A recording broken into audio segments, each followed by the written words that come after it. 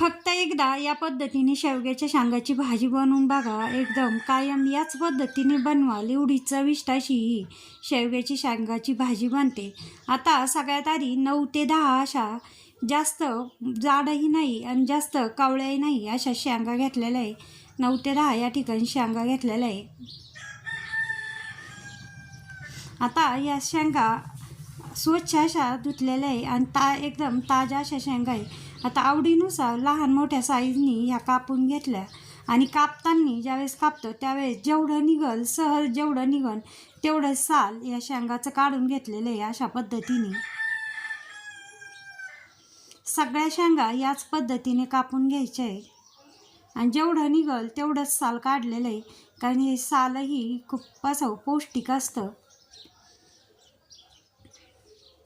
आता सगळ्या शेंगा याच पद्धतीने कापून घेतलेल्या आहे. आता सगळ्या शेंगा कापून झालेल्या आहे आणि एवढं असं साल निघालेलं आहे. आता 1 चमचा तेल कढईमध्ये टाकलेलं आहे. कढई तापायला ठेवून कढईत तेल 1 ते 1.5 चमचा तेल टाकलेलं आहे. आता ह्या शेंगा पाण्यामध्ये पुन्हा एकदा धुवून घेतल्या आणि त्या शेंगाही या तेलात टाकल्या. आता या शेंगामध्ये चवीनुसार थोडंसं मीठ टाकायचं. अशा पद्धतीने शेंगा शिजवल्या की शेंगांमध्ये इतकी एकदम तेला मिठात शेंगा शिजवल्या की शेंगामध्ये चव एकदम मस्त अशी लागते. आता ह्या शेवग्याच्या शेंगा खूपच अशा पौष्टिक आहे. आठवड्यातून कमीत कमी 1 ते 2 वेळेस किंवा या पद्धतीने अशा तेला मिठात शिजवून खाल्ल्या त्याही चांगल्यात. आता गॅस कमी केलेला आहे आणि शेंगा शिजायला ठेवलेलं आहे. आता अजिबात पाणी न टाकता शेंगा शिजवलेलं आहे. फक्त त्याला मिठात, आता मिठाचं पाणी याला सुटलेलं आहे थोडंसं. 80 ते 90% फक्त त्याला मिठात ह्या शेंगा अशाच शिजून घेतल्या.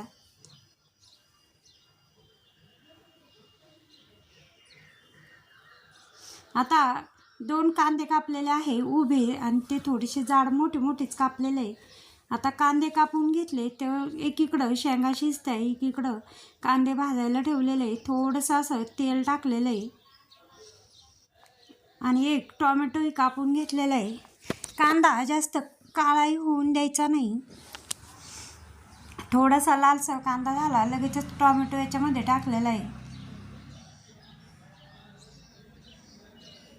आता लसूण ओला आहे आणि न सोलताच फक्त जेवढे निघन तेवढे सालं काढले. लसूणही यामध्येच भाजायला टाकला.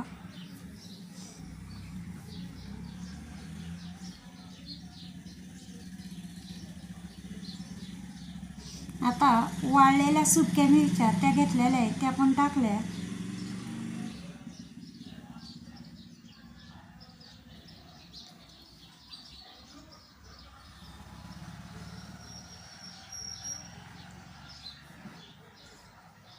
आता यामध्ये थोडासा शेंगदाण्याचा आणि सुकं खोबरं याचा कूट टाकलेला आहे.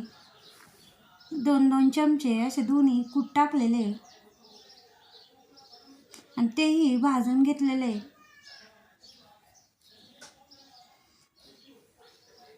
आता हा मसाला थंड होऊन देतोय तेवढ्या त्या बघा मिठाला असं पाणी सुटलं आणि त्यामध्ये शेंगा शिजत आहे.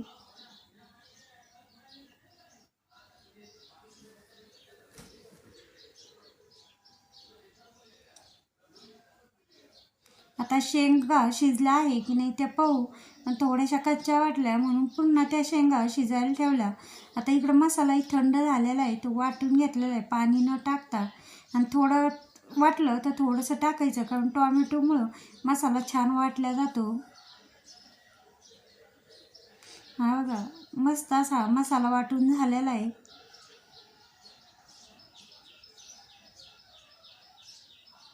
आता शेंगा शिजवल्या होत्या तीच कढई मोकळी केली. शेंगा काढून घेतल्या एका ताटात आणि त्याच्यातच 1 चमचा तेलाची कढई होती त्याच्यातच 1 चमचा तेल टाकलं. थोडीशी फोडणी दिली. हळद टाकली. थोडंसं लाल तिखट टाकलं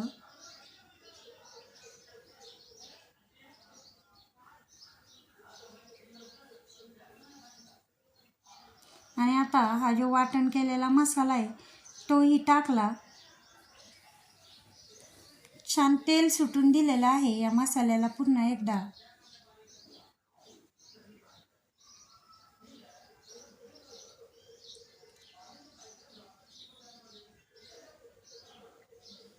आता थोडासा मसाला टाकलेला आहे. गरम मसाला या ठिकाणी 1 चमचा टाकला. मसाला जास्त असा शिजून दिला नाही की त्याच्यामध्ये लगेच हा ओल्या मसाल्यात मिक्स केला आणि लगेच या उकडलेल्या मिठात उकडलेल्या शेंगा याच्यात टाकल्या. आता शेंगा काढलेलं होतं ते ताट थोडंसं असं धुवून घेतलं आणि एकदम थोडंसं पाणी टाकलेलं आहे शेंगात.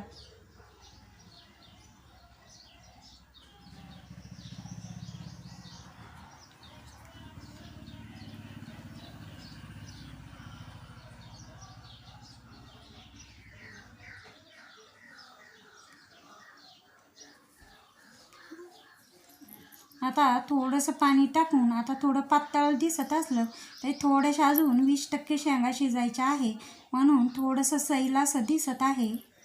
आता थोडीशी कोथिंबीर टाकून हे शेंगा थोड्या वेळ 10-1 मिनटं कमी गॅसमध्ये शिजून दिल्या.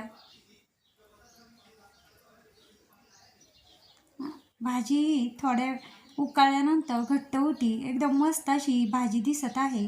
जेवढी दिसती छान तेवढी खायलाही एकदम मस्त अशी लागते. आता थोडंसं असं मीठ टाकलेलं आहे भाजीत आणि शेंगा उकडताना मीठ टाकलं होतं तो अंदाज घेऊन त्याच्यात मीठ टाकलेलं आहे. हे बघा, अशा पद्धतीने आपली ही मस्त अशी भाजी झालेली आहे. एकदम मस्त अशी भाजी दिसत होती. आता पुन्हा एकदा थोडीशी अशी कोथिंबीर टाकली. अशा पद्धतीने आपला हा शेवगा मसाला बनवून झाला. फक्त एकदा या पद्धतीने शेवगा मसाला बनवून बघा. याच पद्धतीने कायम बनवाल, एवढी चविष्ट अशी भाजी लागते.